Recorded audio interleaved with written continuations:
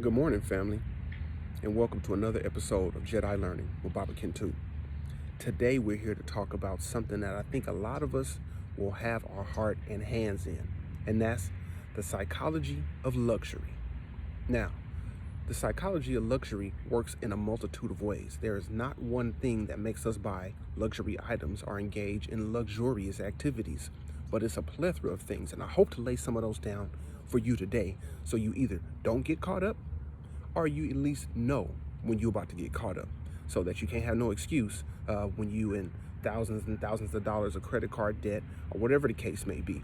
Number one, why do people engage in buying and having and doing luxury activities, just the act of luxury, period, when everything else will do just fine?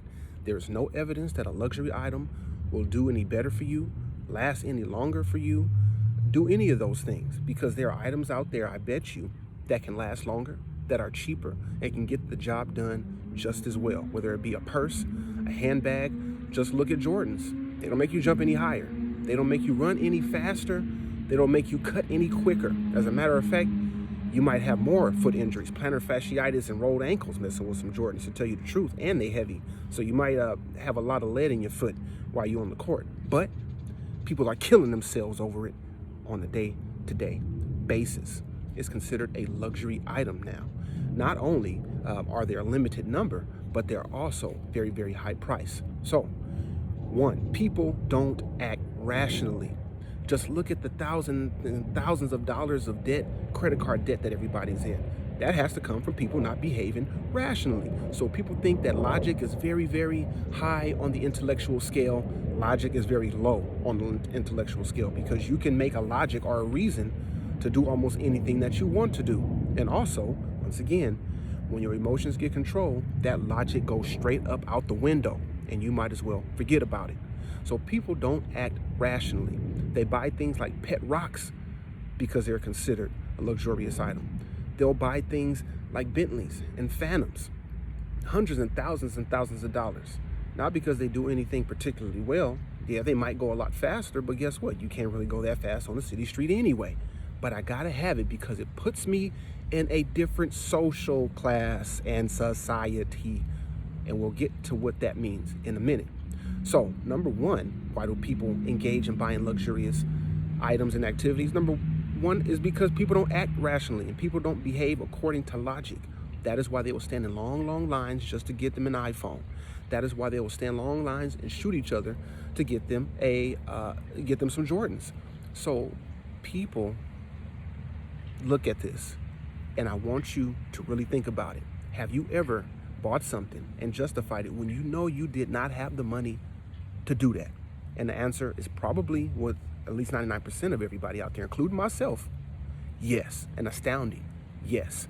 So we all understand that rational, logical behavior is not something that humans are particularly suited to do well. Number two, if you are in a state of deprivation or low self-esteem, extreme low self-esteem, you engage in buying luxurious items because guess what? They work. They work to make you feel better.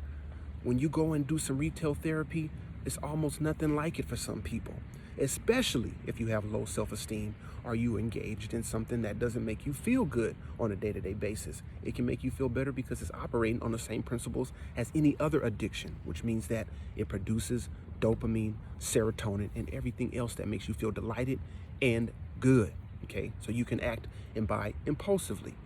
But the bottom line is it works. It does make you feel better.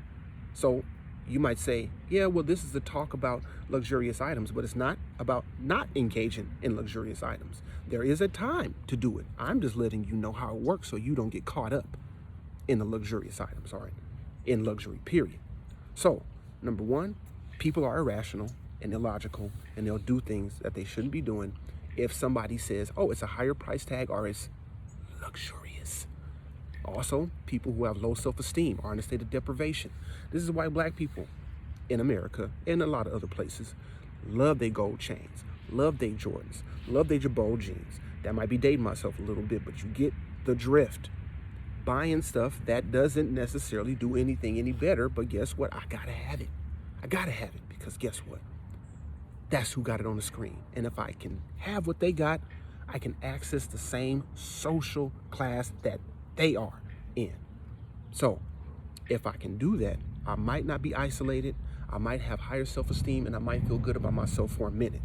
So be careful about dipping too low, because you might get caught up in that luxurious trap. So the pet rock, a guy just went into his backyard and said, you know what, honey? Let's start collecting all these rocks and sell them to people. And she said, honey, these are just rocks. He said, well, put some eyes on them and gets to selling. And guess what? Everybody had to have one. It put you in a certain class to have you a pet rock, but guess what? It was not, and is not to this day, rational, okay? So it is not only these two things that affect your luxurious behavior, but also the authenticity of it. You want to be the only one with it. Nobody else wants to have something that everybody else got, even if it works just as good, or even if it goes just as fast or flies just as high. I want to have my own. I want to be the owner. The self, the ego has to have that. Once again, that's why it makes you feel better.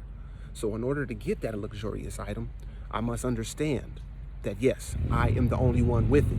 Or else, what's the point of getting it? I can buy any knockoff and 1,000 other people could have it. Nobody would be able to tell the difference. But if I get an authentic one, that's what is real to me.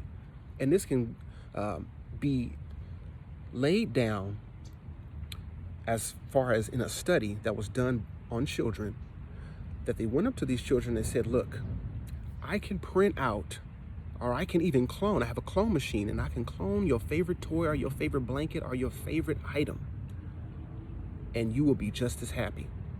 Guess what happened in the study? As soon as those children got that cloned item, they knew, this ain't the real. Give me my toy, my blanket, my dog back.